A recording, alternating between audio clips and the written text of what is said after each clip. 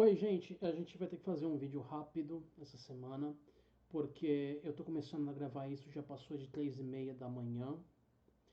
Vai levar pelo menos uma meia hora, na melhor das hipóteses, para gravar isso. Muito provavelmente perto de uma hora. E aí depois eu vou ter que preparar tudo para colocar para vocês e tal. E eu não dormi até agora, eu não tenho certeza se eu vou conseguir dormir no ritmo que tá indo a coisa. Então a gente vai ter que correr para dar tempo de fazer tudo, tá? Senão eu não consigo colocar o vídeo para vocês. É simples assim. Vou ter que fazer tudo de memória. Então, as fontes na descrição vai estar muito mais completa.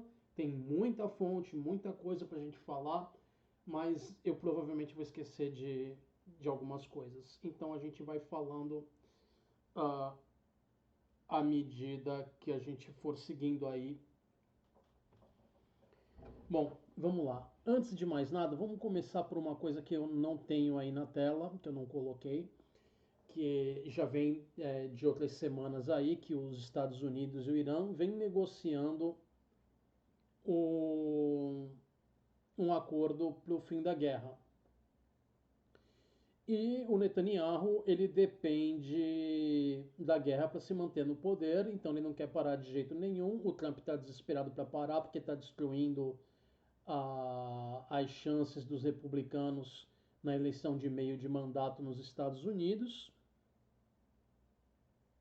Né? Então, esse é o fogo no parquinho deles ali. Se o tratado realmente ocorrer, o que eu sempre tive minhas dúvidas, o Netanyahu está no meio do incêndio. Se o tratado fracassar, o Trump está no meio do incêndio. Então é fogo no parquinho de um lado ou de outro, se é que não vai alastrar para os dois, né?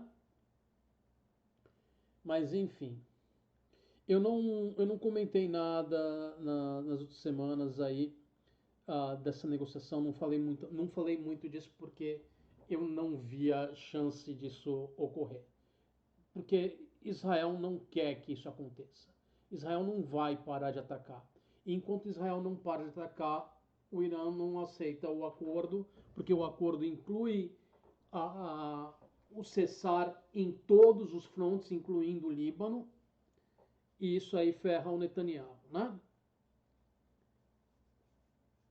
O Netanyahu não pode atacar o Líbano, não pode atacar a Cisjordânia, nem nada assim. E isso ferra com os planos sionistas dele lá. Enfim. E medo da cadeia, né? Porque ele tem uma paura da cadeia que é daquelas. Está acostumado a viver no bem bom e agora está arriscado a passar o que podem ser os últimos anos da vida dele numa cela. Tá igual o Bolsonaro em desespero, né? Então, já viu. Esse é o fogo no parquinho dos dois. Aí temos outro fogo no parquinho em relação ao Trump, o do Bananinha e o Flavinho Cagão. Porque o Trump fez algumas declarações contra o Brasil, contra o Lula, e ele falou que o Bolsonaro Júnior, né, essa figura que felizmente não existe, porque ninguém merece ter mais um Bolsonaro no mundo causando desgraça. Já tem, essa família já causa desgraça bastante sem um Bolsonaro Júnior, né? Então, nós temos aí o Trump falando que o Bolsonaro Júnior foi preso porque ele estava ganhando nas pesquisas. Em primeiro lugar, o Flávio não está ganhando em pesquisa nenhuma. Ele está desesperado por causa disso, porque ele está vendo toda e qualquer possibilidade que ele tinha se esvaziar. O Dudu Bananinha continua vomitando as cacas dele lá. E o Dudu Bananinha não foi preso, ele foi condenado. mas ele está escondido nos Estados Unidos por enquanto. Então ele não está preso. Então não tem nada na declaração do Trump que seja verdadeiro. Outra coisa relacionada ao Trump e junto ao Lula também. Essa semana teve umas pessoas que recortaram o vídeo lá do G7 para tentar dizer que o Trump ignorou o Lula. Se você vê o vídeo por completo, o Lula estava conversando com a von der Leyen lá da União Europeia. O Trump se aproxima com a mão estendida. O, o Lula continua conversando com a von der Leyen. Naquela do tipo, putz, eu não te vi, cara. E aí o Trump tem que passar batido para não passar vexame, né? Não foi uma coisa descarada, tipo, eu tô olhando na tua cara e tô ignorando você. Não, é tipo assim, você passou ali perto, mas eu tenho a desculpa que eu tô falando com a Van der Leyen aqui e por isso eu não notei você, né? É, e aí o Trump estava com a macaca reclamando, dizendo que ele não pensa no Lula, que ele não quer saber do Lula. Quem fala uma coisa dessa é porque tá pagando um aluguel de um triplex pro Lula, né? Então o Lula mora de graça na cabeça do Trump. O Trump, ele tem uma coisa que muito provavelmente vem da época da infância dele, que o pai dele era conhecido por ser um cara daqueles frios, durões e não sei o quê, né? Não era uma pessoa muito emotiva e tal, ignorava o Trump quando ele era criança, e isso deixou o Trump meio ah, com uma carência de uma figura masculina forte na vida dele. Então, hoje em dia, vocês podem ver que qualquer líder mundial que seja mais duro com o Trump, o Trump abre as perninhas. Ele sente uma necessidade de alguém colocar ele no lugar dele. Você não quer acreditar em mim? Veja aquela vez que o Trump encontrou com o Putin, o que o Putin não fez com o Trump. Quanto mais o Putin espizinhava o Trump, mais o Trump se abria. O Lula prestou atenção nisso. E quando ele teve que encontrar o Trump na ONU, quando ele teve que se dirigir lá ao governo americano, esse tipo de coisa, por meio da nossa embaixada e tudo mais, as mensagens trocadas, vocês podem apostar que tudo isso era levado em consideração. Porque é óbvio.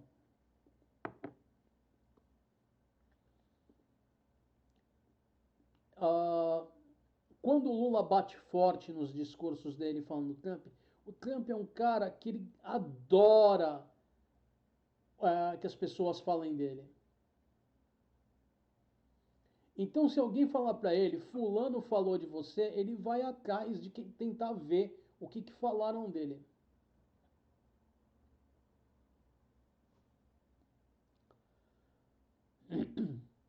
E aí o Lula sempre bate forte contra as tarifas do Trump, sempre bate forte contra qualquer asneira deles. Então o Trump não tem muita escolha.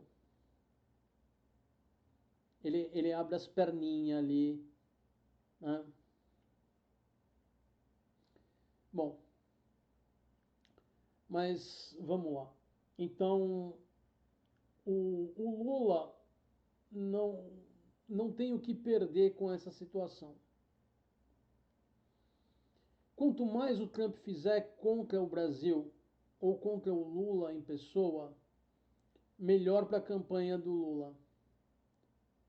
E se ele não fizer nada, parar onde ele está agora, ele já fez muito pelo Lula, porque a aprovação dele, do Trump, no mundo inteiro é horrível.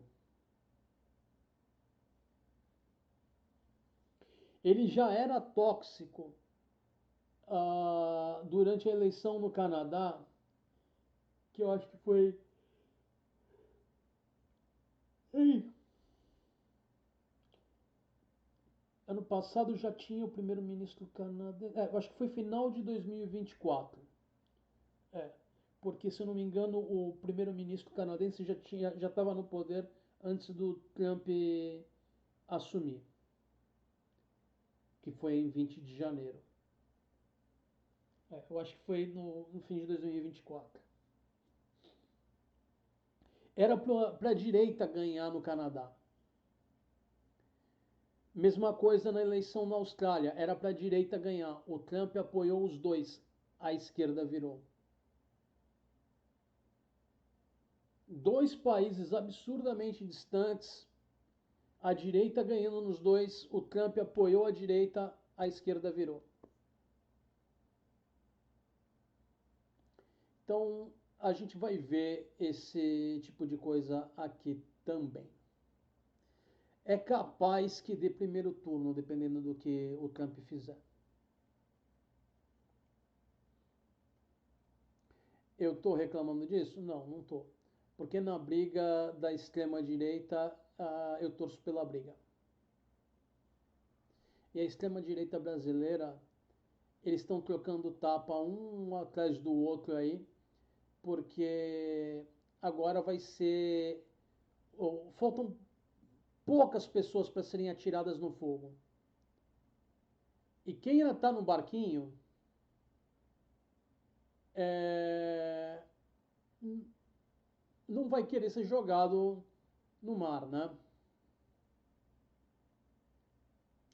Então não tem muita alternativa. A Michelle não quer o Flávio como candidato. Ela queria ela ser a candidata ou ela ser vice de alguém. O que não vai ocorrer com o Flávio. Porque eles não se bicam. A Michelle não se bica com nenhum dos filhos do Bolsonaro. Pode ver pelos contos a troca de sabotagem entre eles aí. E não é só isso. A Nicole, né, ela é amiguinha é da mesma do mesmo chiqueiro da Micheque, a Nicole Ferreira, né? Uh, a Nicole não está apoiando a família Bolsonaro e eles estão batendo na Nicole porque eles queriam que a Nicole apoiasse o Bolsonaro, só que isso não vai acontecer. Eles são de facções diferentes dentro do bolsonarismo. A Micheque e a Nicole são da facção evangélica. A família Bolsonaro é da facção familícia. Né? Então, só vai restar uma facção no final dessas eleições. A Nicole e a Micheque querem que seja a facção evangélica. A familícia quer que seja a facção familícia. Né? Então, só pode dar confusão isso. Bom, vamos para o Bolsonaro. Quem está acompanhando as notícias deve ter visto que um segurança do Bolsonaro foi apanhado com uma arma ilegal durante uma batida.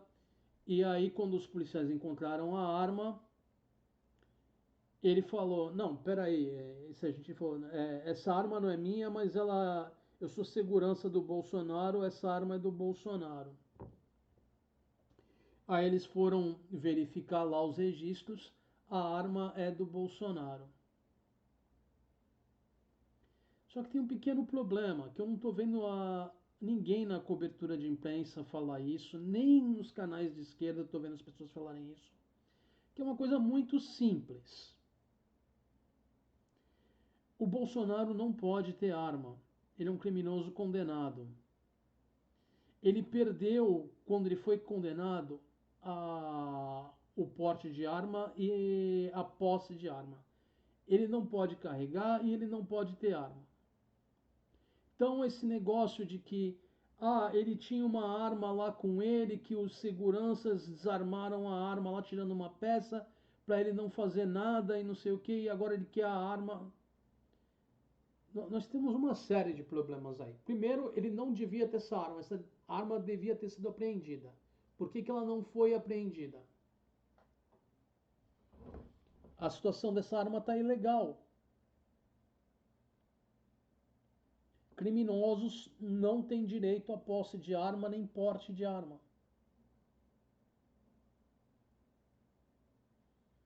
Então, o que a gente vai fazer agora? Eu ainda não vi ninguém falar disso, mas vocês podem conferir. Tá na nossa lei.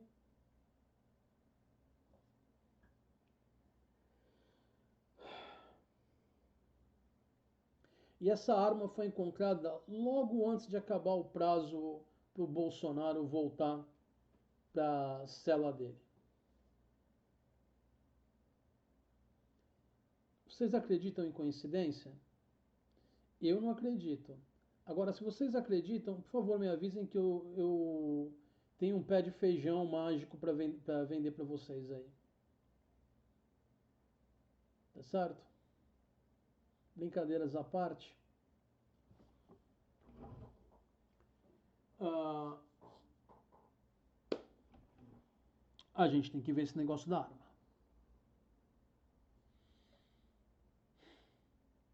Porque na brincadeira, são mais alguns anos a mais na conta do Bolsonaro, o que me deixa pra lá de feliz.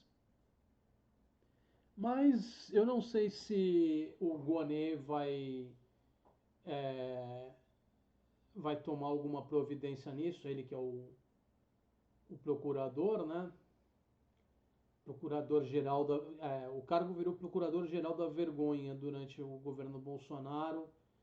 A gente teve uma pequena recuperação disso no julgamento do Bozo, mas desde então a gente não viu nada da pandemia, a gente não está vendo essa questão do porte de arma ser tratado.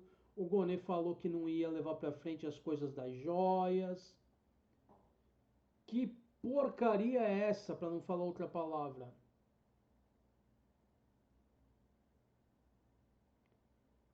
Vocês estão achando que a gente tem cara de idiota?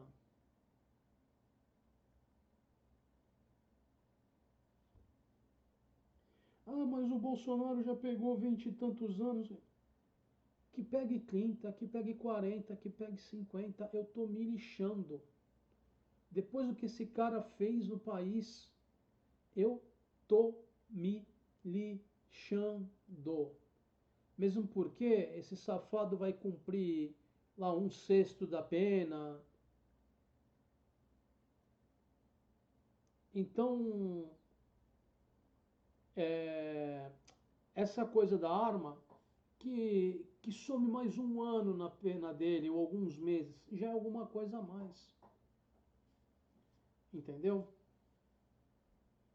Eu não vi agora quantos anos isso vai adicionar, então eu não sei dizer para vocês se vai dar um ano, se vai dar alguns meses, eu não sei. Enfim.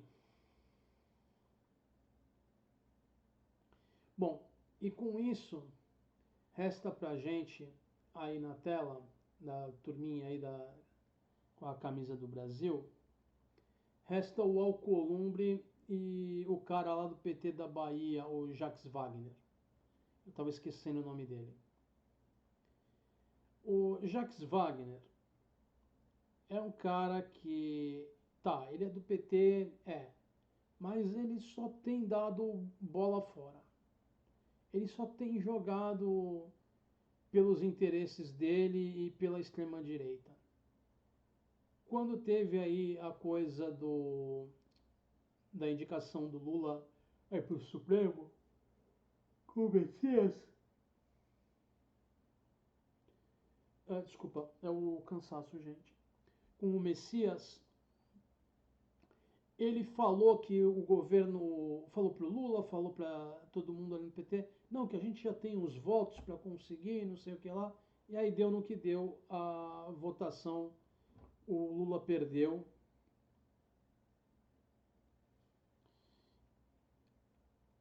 Em política, você não deixa essas coisas passarem, porque senão você mostra que você está fraco. O, o Lula vai dar uma chapuletada linda no Jacques Wagner e no Alcolumbre. Alcolumbre esse que está tentando bajular empresários, tentando bajular a extrema-direita, colocando o projeto lá que acaba com a... que piora a 6 por 1 para 7-0, porque a medida deles lá basicamente diz que os empregados vão ter que negociar individualmente, isso tira a força da categoria para negociar com as empresas. Um funcionário sozinho não tem força de barganha contra uma empresa. Então, isso mina o direito do trabalhador. E o projeto deles diz que você pode descansar um dia da semana, dois, quanto vocês quiserem. Só que cada hora que você deixa de trabalhar, você vai ganhar menos. Isso conta para se você for tirar uma licença, se você for se aposentar, tal, todas essas coisas de tempo de trabalho vai contar isso. E pode não parecer muito quando você fala em poucos dias, um mês, por aí vai, mas quando você vê um montante de anos, isso dá uma diferença gritante.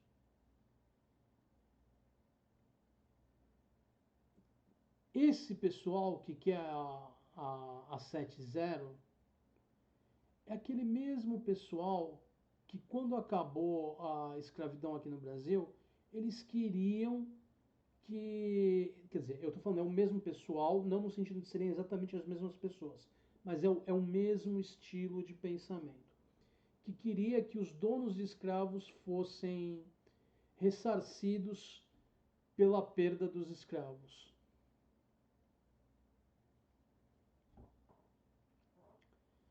Então, essa coisa aí é grotesca. Eles ficam gritando que vai acabar com o Brasil, o fim da escala 6 por 1. Não vai. Sabe por que não vai? Porque a gente já sabe disso. Tem diversos outros países que trabalham com escala 5.2 ou até menos do que isso. E aumentou a produtividade. Não só isso. Aumentou a massa salarial da população em geral, porque muitos desses países têm emprego pleno, o Brasil agora está em emprego pleno. E quando você está nessa situação de emprego pleno e você precisa de mais mão de obra, você tem um aumento na procura de mão de obra. E isso leva a um aumento dos salários. Porque vai ter pouca gente disponível para esse tempo extra. Aí você pode falar, tá vendo? Isso prova que os empresários estão certos, que eles não vão ganhar dinheiro, que isso vai destruir o Brasil. Não, não vai. Porque isso vai aumentar a quantidade de dinheiro em circulação. Aumentando a quantidade de dinheiro em circulação, porque a pessoa que pegou a folga ali, ela vai sair para fazer uma compra de alguma coisa, ou ela vai sair para passear. De uma forma ou outra, ela vai estar gastando dinheiro.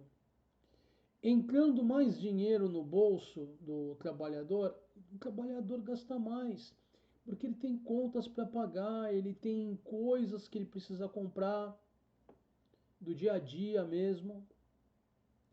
Isso aumenta o comércio, enche a burra dos comerciantes de dinheiro.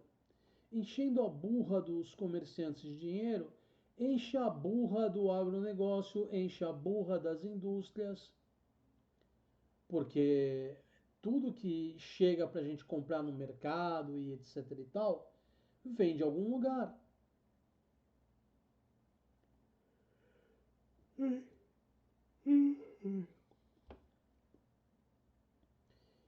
Então, esse dinheiro ele vai permear toda a sociedade brasileira. Quando a gente teve lá perto da Constituição de 88 a redução da escala de trabalho de 44 horas semanais para 40 horas semanais, vocês podem procurar por isso, tá? Também teve essa mesma gritaria, não, porque vai destruir o Brasil, não, que não pode, isso vai acabar com os empregos, que não sei o que lá, uma choradeira infernal. O Brasil acabou? Não. O Brasil está aqui até agora? Tá. Mesmo com o Bolsonaro tentando destruir. O Brasil continua aqui.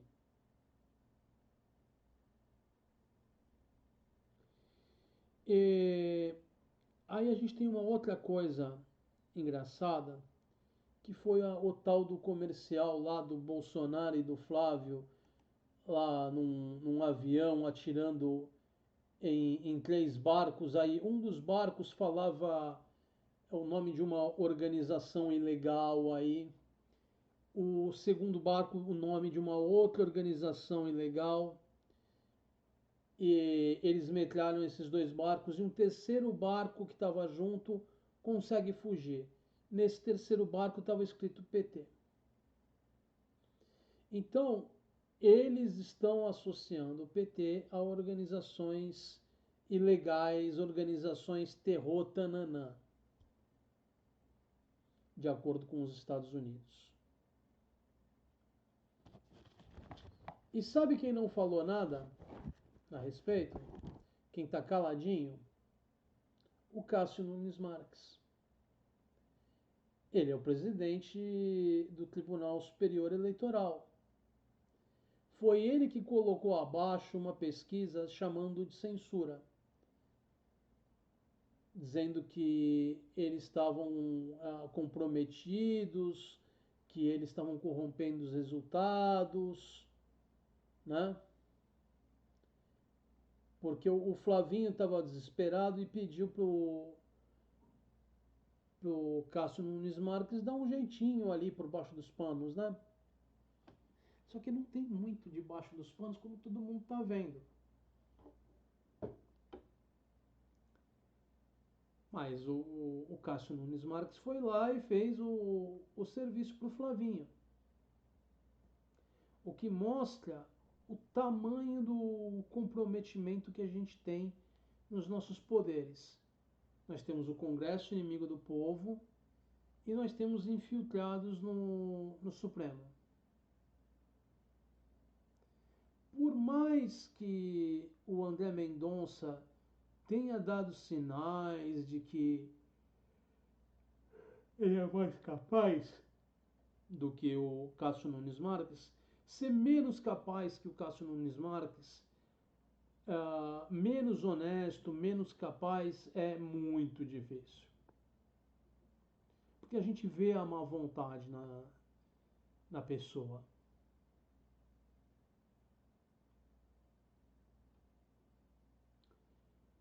E esse vídeo deveria ter sido tirado do ar. Até quando eu me preparei para fazer esse vídeo, esse vídeo estava lá ainda.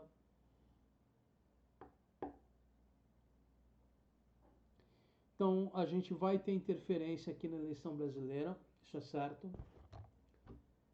A questão é, o que a gente vai fazer com isso? A gente vai aceitar isso calmamente? A gente vai aceitar eles espizinharem o Brasil? ou a gente vai dar um chute na traseira da extrema-direita nas eleições? Uh, Só para ter certeza que eu mencionei isso, o Jacques Wagner e o Alcolumbre, eles devem ser os próximos a aparecer aí para a Polícia Federal aparecer na porta de manhã cedinho, falando: Oi, vim visitar e buscar você para um passeio. Um passeio num mundo mágico chamado Papuda. Então eles estão desesperados. Bom, pessoal, eu tô caindo de sono. Eu acho que eu já falei tudo que eu tinha para falar. Então, é isso aí. Eu vejo vocês no próximo vídeo. As fontes na descrição, como eu mencionei antes, tem todas essas informações e tem mais que eu devo estar esquecendo aqui agora. Mas infelizmente essa é a minha limitação no momento. Tá certo? Um abração para vocês. Eu me despeço com o meu usual vida longa e próspera. Até mais.